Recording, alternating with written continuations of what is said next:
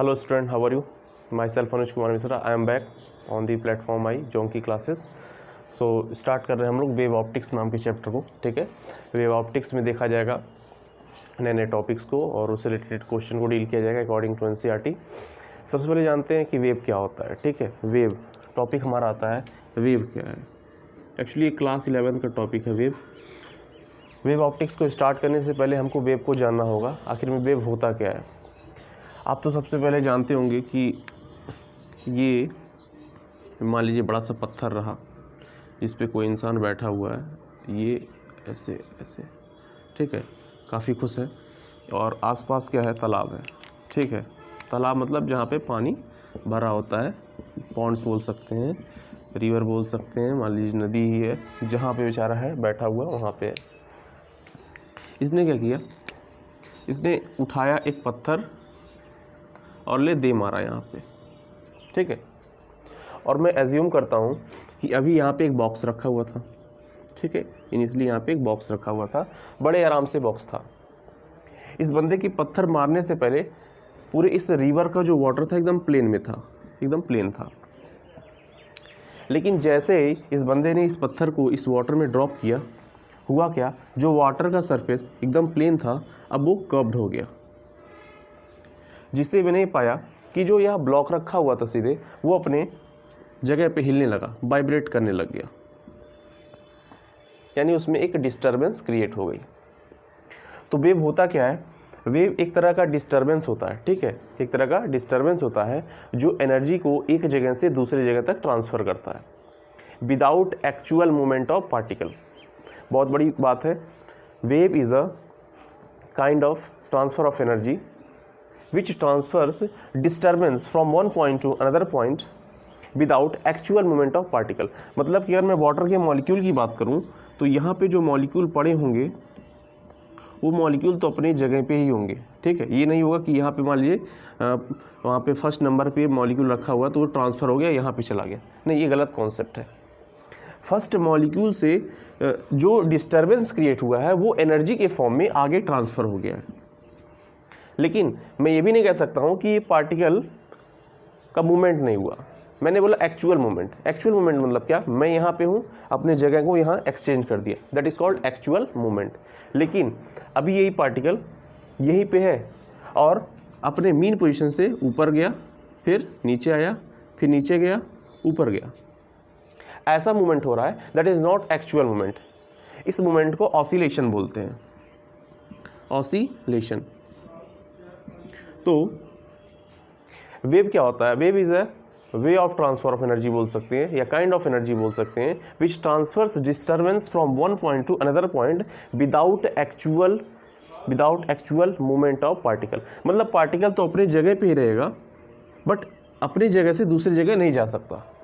अपने जगह पे ही अपने मीन पोजीशन के अराउंड वो मूवमेंट करेगा, अप डाउन रो फ्रो, ये मोशन. अगर आप ऑसिलेशन वाला चैप्टर पढ़े हो तो वहाँ पे रो फ्रो बैक फोर्थ ऐसा मोशन देखे होंगे. ठीक है, तो वही मोशन पार्टिकल तो अपने ही जगह पे रो फ्रो बैक फोर्थ मोशन करता है, यानी अप डाउन डाउन अप ऐसे मोशन उसका चलेगा. लेकिन ये नहीं होगा कि यहाँ से वो वहाँ चला जाए. हाँ, ये रहेगा कि यहाँ की जो एनर्जी क्रिएट होगी इस डिस्टर्बेंस की वजह से वो एनर्जी आगे ट्रांसफ़र हो सकती है.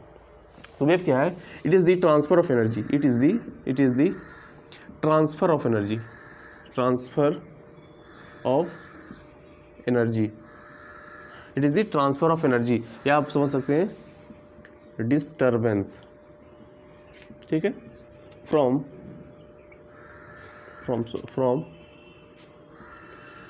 वन पॉइंट टू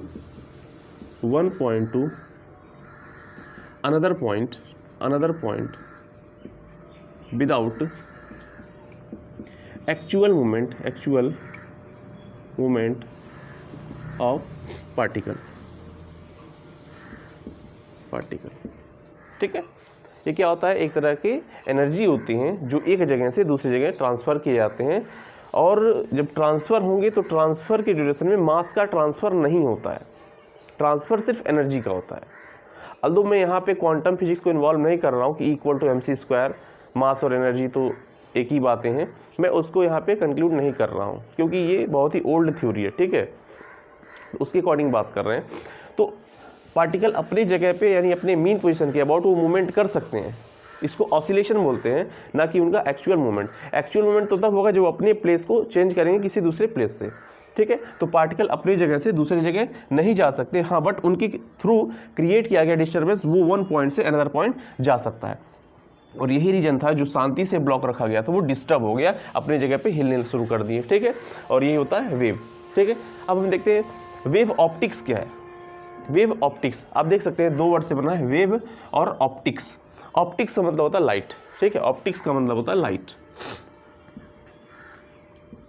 और वेव का मतलब होता है, आप तो जान ही गए वेव क्या होता है। It is a kind of disturbance, ठीक है, एक तरह का क्या है, डिस्टर्बेंस है जो एक जगह पे क्रिएट होता है और ट्रांसफर हो जाता है दूसरी जगह तक, बट मास का ट्रांसफ़र नहीं करता, ठीक है। ये सिर्फ एनर्जी या फिर डिस्टर्बेंस का ट्रांसफ़र करता है। अच्छा, अब बात करते हैं तो यहाँ वेव का और ऑप्टिक्स यानी लाइट से क्या रिलेशन है। एक्चुअली पहले माना गया था कि जो लाइट होता है एक रे फॉर्म में चलता है, मतलब सीधा चलता है, ऐसे सीधा चलता है, इसको बोलते हैं रे फॉर्म, ठीक है, रे फॉर्म। इसीलिए इसके पहला वाला चैप्टर रे ऑप्टिक्स है।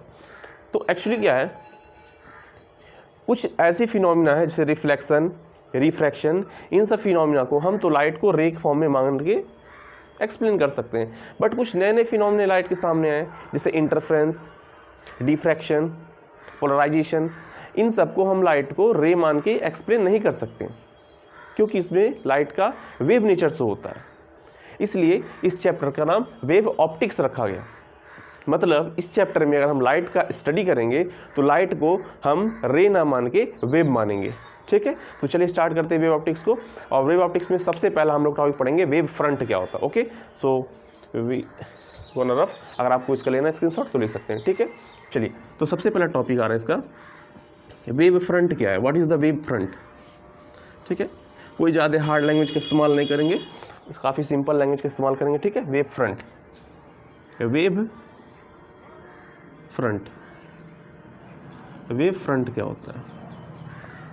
आप इस बात को देखे होंगे कि नदी या तालाब में, मैं वही नदी तालाब से ही खेलता हूँ हमेशा, ठीक है। नदी या तालाब में लीजिए, मैं ब्लू कलर का होता है ना, नदी बोल लो, तालाब बोल लो, इंग्लिश वाले पॉन्ड बोल लो, रिवर बोल दो, समुद्र को सी बोल दो, ठीक है, ठीक है, जो बोल रहा हूँ सिंपल पानी है यार, और क्या है, पानी रखा हुआ, ठीक है। इस पानी में तुमने एक पत्थर मारा, दे मारा पत्थर, दे मारा, ये रहा, मैंने इसमें दे दिया, और इस पॉइंट के अबाउट मैंने एक डिस्टर्बेंस क्रिएट कर दिया, और जब डिस्टर्बेंस क्रिएट हुआ तो यानी वेव आना ही आना है। और जब वेव आता है तो जब आप सामने से इसका व्यू देखते हो, सामने से जब इसका व्यू देखते हो ऐसे ऊपर, तो हमारी जो पलकें होती है तो ऊपर होती हैं, अच्छा, देखने का जो व्यू होता है वो ऐसा होता है। तो जब देखते हैं तो कुछ यहाँ ऐसे राउंड राउंड सर्कुलर स्ट्रक्चर बनता हुआ दिखता है, ठीक है। ये भी डिस्टर्बेंस का ही फॉर्म है, ये भी वेव ही है।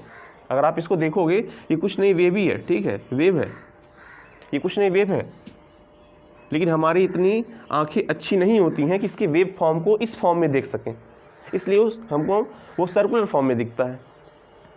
और ये वेव को हम सामने से देख रहे हैं, उसके टॉप व्यू से देख रहे हैं, इसलिए इसको वेव फ्रंट कहते हैं, ठीक है। लेकिन एग्जाम में आएगा वेव फ्रंट को डिफाइन करने के लिए, तो ऐसे तो नहीं कहोगे कि पानी में पत्थर मारते हैं तो जो सामने से जो फ्रंट में हमारे दिखाई देता है उसको वेव फ्रंट कहते हैं। तो क्या इसका मार्क्स देगा सीबीएसई? नहीं देगा। तो इसको फिजिक्स एक अच्छे ढंग से डिफाइन करता है, ठीक है। और वो अच्छा ढंग क्या है, चलिए बताते हैं। वेव फ्रंट को अच्छे ढंग से डिफाइन किया जाए तो what is the wave front, देखिए। और एक तो पहली बात, पानी उनी मानना नहीं, क्योंकि हम लोग लाइट के बारे में बात कर रहे हैं, तो लाइट के बारे में जो बात कर रहे हैं तो इसमें लाइट का नेचर होना चाहिए। सो चलिए हम एक सोर्स लेते हैं लाइट का, there is a source of light, ठीक है। यहाँ पे एक सोर्स ऐसा है, लाइट का सोर्स ऐसे, इससे क्या हुआ, बहुत सारे ऐसे रे निकल रहे हैं, बहुत सारे रे ऐसे निकल रहे हैं, लॉट्स ऑफ रे यहाँ से निकाले जा रहे हैं, निकाले जा रहे हैं, निकाले जा रहे हैं। नो डाउट लाइट में मोमेंटम होता है, लाइट में एनर्जी होती है, मोमेंटम तो पार्टिकल से होता है। इलेक्ट्रोमैग्नेटिक वेव का एक प्रॉपर्टी होता है, electromagnetic wave carry momentum and as well as energy, momentum होगा तब पार्टिकल नेचर तो उसके पास होगा ही होगा। इसीलिए बहुत सारा उसका nature dual nature of light में एक्सप्लेन किया जाता है फोटो इलेक्ट्रिक इफेक्ट। तो इसके लिए ये नहीं कह सकते इसके पास पार्टिकल नेचर नहीं होता है। कुछ ऐसे नेचर होते हैं जिसको वेव मानकर ही समझाया जा सकता है और कुछ ऐसे नेचर होते हैं इसमें पार्टिकल नेचर ही मानना पड़ता है। अगर नहीं मानेंगे तो फिनोमेना एक्सप्लेन नहीं हो सकता। तो सोर्स से यहाँ पर लाइट निकले और लाइट है तो वहाँ तो पार्टिकल होंगे ही होंगे उसमें। देखिए यहाँ पार्टिकल है, यहाँ पार्टिकल है, यहाँ पार्टिकल है, यहाँ पार्टिकल है, यहाँ पार्टिकल है, यहाँ पार्टिकल है, यहाँ पार्टिकल है, यहाँ पार्टिकल है, यहाँ पार्टिकल है, यहाँ पार्टिकल है, यहाँ पार्टिकल है। पार्टिकलों की कमी नहीं है, दुनिया में पार्टिकल भरे हुए हैं। ठीक है, ये देखो यहाँ पार्टिकल है, यहाँ पार्टिकल है, यहाँ पार्टिकल है, यहाँ पार्टिकल है, यहाँ पार्टिकल है, यहाँ पार्टिकल है, यहाँ पार्टिकल है, यहाँ पार्टिकल, यहाँ पार्टिकल। मतलब देख सकते हैं पूरे पार्टिकल से ही भरे हुए हैं सब। देख लीजिए पूरे पार्टिकल से भर रखे हैं। यहाँ पार्टिकल, यहाँ पार्टिकल, यहाँ पार्टिकल, यहाँ पार्टिकल, पूरा पार्टिकल मैंने भर दिया। What is the wave front, sorry what is the wave front. Wave front होता क्या है? तो it is a continuous locus of such point eight which the all particle vibrate in same phase. ऊपर से गया ना, लेकिन अभी देखिए 1 मिनट में क्लियर हो जाएगा। ध्यान से देखिए, इस सोर्स से बहुत सारे लाइट निकले। उस लाइट वेव में आप देख सकते हैं पार्टिकल है, तो उन पार्टिकल को आप पकड़िए जो सेम फेज में ऑसिलेशन कर रहे हैं, मतलब कि उनके बीच का जो एंगल हो एकदम सेम मिले। जैसे मान लीजिए मैं यहाँ से चला तो इसके साथ इसके मतलब कौन मिल रहा है, देख लीजिए कंटिन्यूस में हूँ, इसके साथ मुझे ये मिल गया। अब मैं चल रहा हूँ कंटिन्यूस तो मुझे इसी फेज पे ये मिल गया। अब मैं ऐसे चल रहा हूँ तो इसी फेज पे ये मिल गया।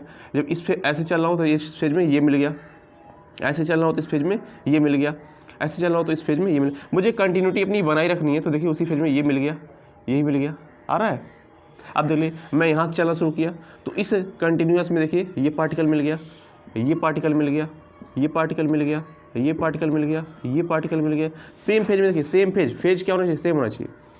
फेज मतलब होता है एंगल, मतलब कि जो एंगल इस पार्टिकल का हुआ ठीक वही पार्टिकल अगर इस एंगल का है, मतलब मैं बोल दूं ये 90 डिग्री के साथ चल रहा है, अपना ऑसिलेशन कंप्लीट कर रहा है, तो ये भी 90 डिग्री के साथ अगर चले तो बोला जाएगा ये दोनों किसमें? सेम फेज में है। जैसे इलेक्ट्रोमैग्नेटिक वेव में क्या होता है, अगर इलेक्ट्रिक फील्ड का ऑसिलेशन कुछ इस तरह होगा तो मैग्नेटिक फील्ड का ऑसिलेशन ऐसा होता है। ठीक है, दोनों बीच का एंगल कितना होता है? 90 डिग्री होता है।